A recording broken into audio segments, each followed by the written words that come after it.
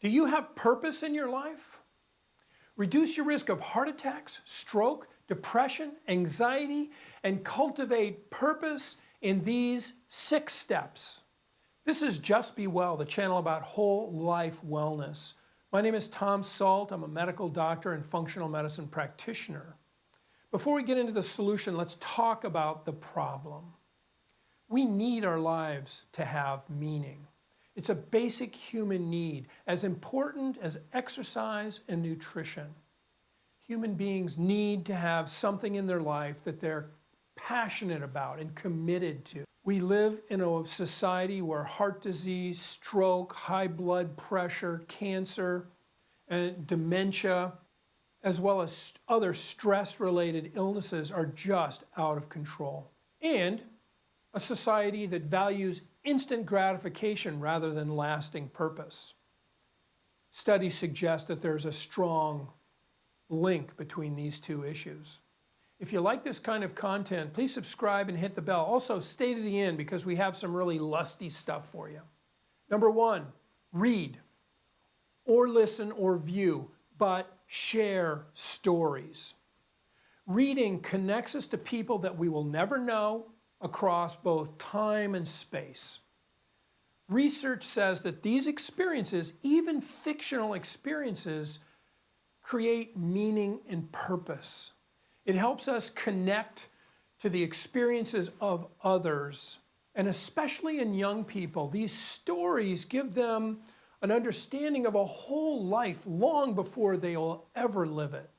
And this gives them greater empathy and compassion. So if you're feeling a crisis of purpose, consider going to the library, going to the bookstore, maybe even the video store or a movie. But hear stories well told. Find books that matter to you, and they will help you discover what matters in your life. Number 2, turn hurts into healing for others. Of course, finding purpose is not just about intellectual pursuits. It's something we need to feel. That's why it can grow out of suffering, both our own and others. As Rumi has said, the cure for the pain is in the pain. By cultivating compassion, like we talked about in step 1, you may be able to create purpose by observing the pain of others. Why do some people find purpose in the pain of others while others are crushed by it? As we'll see next, it might have to do with emotions and behaviors we've cultivated in ourselves. Cultivate awe, gratitude, and altruism. There was a study done recently which showed that people who kept a journal of 3 things that they had gratitude for each day had significantly better outcomes than people who either journaled about neutral events or kept a list of their things that bugged them or hassled them. Of course, awe all by itself isn't enough to create purpose. It's not enough to feel like you're a small part of a large thing. Instead, you need to feel like you're contributing to a greater good. And that's where generosity and altruism come to play. Research has shown children and adults who count their blessings are much more likely to try to contribute to the world beyond themselves. Generosity and altruism appear to work together to help generate meaning and purpose. Step 4, listen to what other people appreciate about you.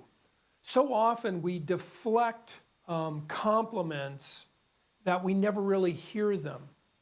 Giving thanks can help you find purpose, but you can also find purpose in what people think of you. And we know that gratitude strengthens relationships, and relationships are one of the most important places where purpose emerges. Number 5, find and build community. Often, the nobility of your purpose reflects the people you keep company with.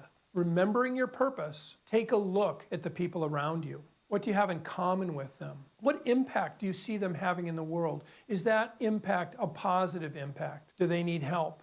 And can you contribute? And if these questions make you uncomfortable, maybe it's time for a new tribe. Maybe it's time for a new community.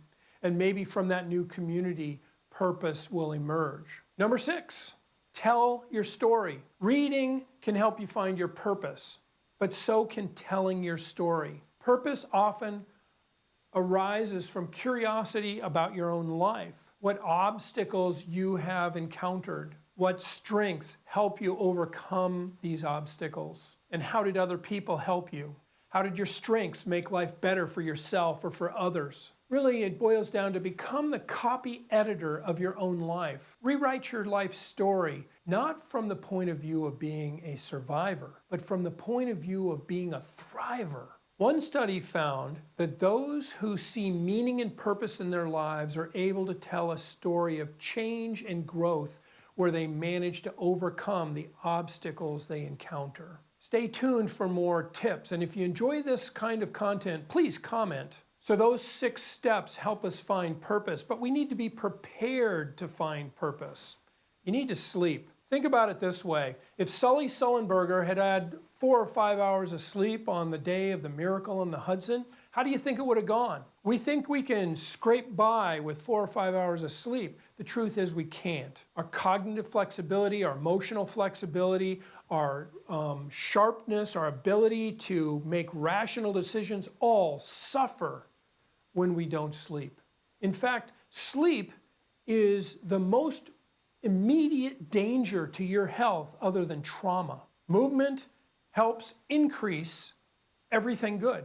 It helps reduce your risk of heart attacks, strokes, high blood pressure, diabetes. It also improves your mental flexibility. People who exercise for just 10 minutes before a standardized test actually score better. Stress management. Don't let your subconscious fears rule your day. When you feel that subliminal angst in your gut, stop for a moment. Think about it. What's going on? Why am I feeling fearful right now? What's happening? And should I be fearful? I saw a quote the other day. It said, "I have an exciting life, and I like it so much better since I stopped calling it stress." It is not the thing that causes stress, it's our relationship to it. So change your relationship to the things in your life. And then speaking of relationships, use emotionally intelligent communication. If you think somebody is being mean to you, ask a question.